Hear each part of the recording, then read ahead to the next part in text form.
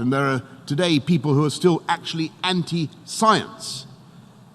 A whole movement called the anti-vaxxers, who refuse to acknowledge the evidence that vaccinations have eradicated smallpox, and who, by their prejudices, are actually endangering the very children they want to protect. And I totally reject this anti-scientific pessimism. I'm profoundly optimistic about the ability of new technology to serve as a liberator and to remake the world wondrously and benignly. Indeed, in countless respects, technology is already doing just that. Nanotechnology, I mentioned earlier, revolutionizing medicine by designing robots a fraction of the size of a red blood cell, capable of swimming through our bodies, dispensing medicine and attacking malignant cells like some Star Wars armada. Neural interface technology is producing a new generation of cochlear implants, allowing the gift of hearing to people who would otherwise not be able to hear the voices of their own children. A London technology company has worked out how to help the blind to navigate more freely with nothing more than an app on their smartphones. New technologies produced in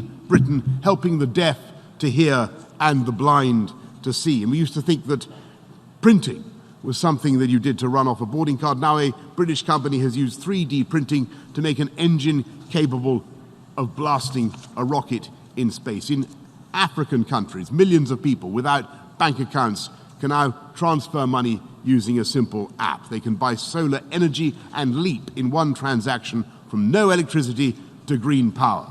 And new advances are making renewable energy ever cheaper, aiding our common struggle against climate change. Our understanding of the natural world is being transformed by genome sequencing, the discovery of the very essence of life itself, the secret genetic code that animates the spirit of every living being and allows medical breakthroughs the like of which we have never known, treatments tailored to the precise genetic makeup of the individual. So far, we have discovered the secrets of less than 0.3% of complex life on the planet. Think what we will achieve when, and it is a matter of when, we understand 1 or 2%, let alone 5 or 10%.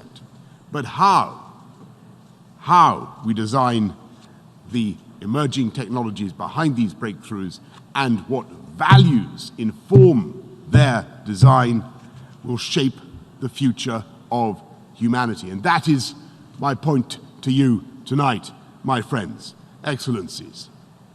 At stake is whether we bequeath an Orwellian world designed for censorship and repression and control, or a world of emancipation, debate and learning, where technology threatens famine and disease, but not our freedoms.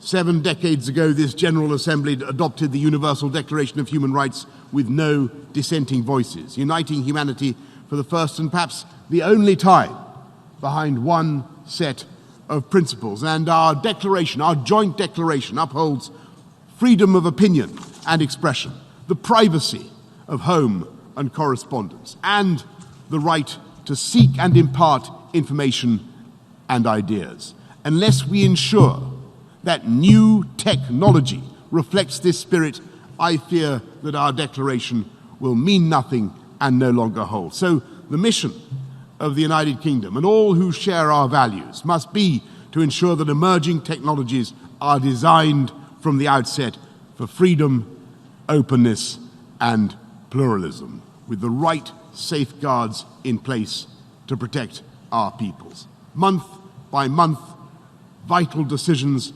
are being taken in academic committees, company boardrooms, and industry standards groups. They are writing the rule books of the future, making ethical judgments, choosing what will or will not be rendered possible. Together, we need to ensure that new advances reflect our values by design.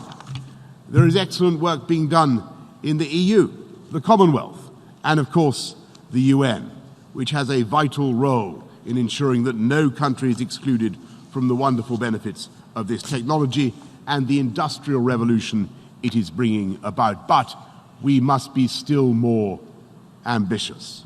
We need to find the right balance between freedom and control, between innovation and regulation, between private enterprise and government oversight. We must insist that the ethical judgments inherent in the design of new technology are transparent to all, and we must make our voices heard more loudly in the standards bodies that write the rules.